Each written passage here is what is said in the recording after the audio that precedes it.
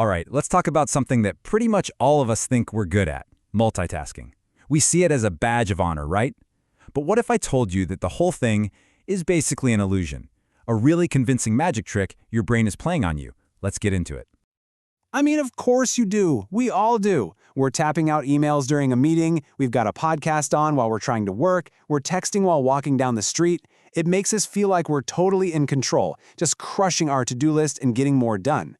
But are we, for real?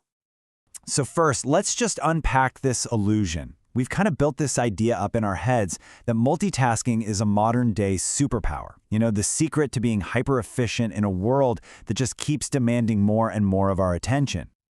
Yeah, the way we usually think about it is that our brains are like these powerful computers with multi-core processors running all these different complex programs at the exact same time. We honestly believe we're writing that super important email while also fully understanding everything happening on that conference call. And hey, it feels productive, doesn't it? But here's where it gets interesting. What if your brain is just an incredibly good magician? What if that feeling of doing two things at once is nothing more than a clever and actually pretty costly sleight of hand? Okay, so let's pull back the curtain and look at what the science actually says. What is really going on inside your head when you're trying to juggle all those different tasks that demand your focus? And this, right here, this really gets to the heart of it.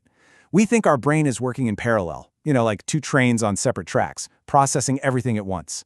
But the reality is, it's a single track. Our brain is just switching back and forth really, really fast. It's not parallel processing at all. It's rapid task switching. And task switching is exactly what it sounds like.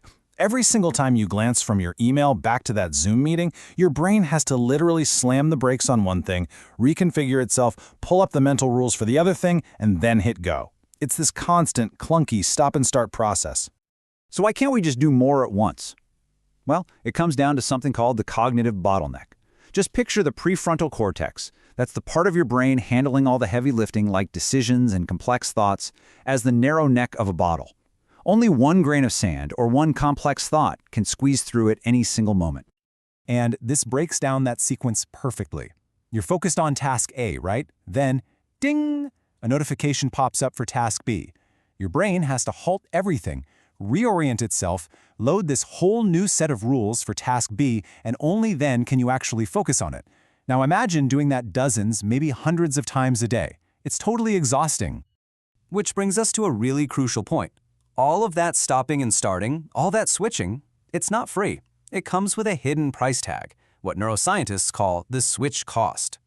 Seriously, think of it like a tiny little mental tax you have to pay every single time your focus shifts. It might just be a fraction of a second, but those little taxes add up like crazy over the day, and they leave you mentally drained.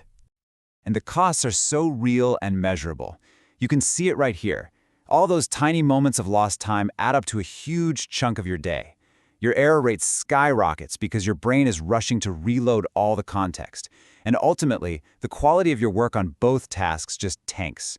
You're not doing two jobs well, you're just doing two jobs badly.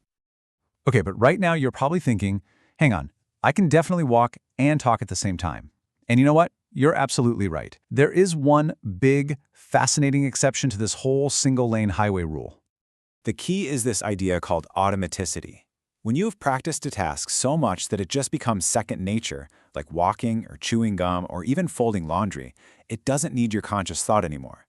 It's on autopilot, so it doesn't have to go through that cognitive bottleneck we talked about.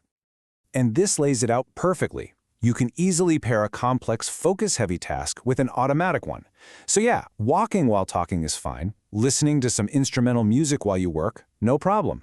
But you can't listen to a podcast which forces you to process complex language and ideas while also trying to read a dense report. Both of them are fighting for that exact same single lane in your brain. So, after all this, after busting the myth and looking at the brain science, what's the big takeaway here? If multitasking is really a trap that just makes us slower and more mistake-prone, what's the alternative? How do we actually get more effective? You know, this quote just says it all, doesn't it? Trying to do more at once is literally just a recipe for draining your brain and getting less done.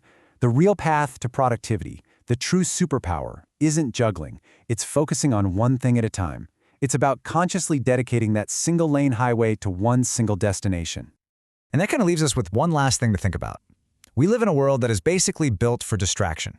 I mean, the pings, the notifications, the endless browser tabs, it's designed to make us switch tasks constantly. So knowing what we know now, the real question isn't, how do we get better at multitasking?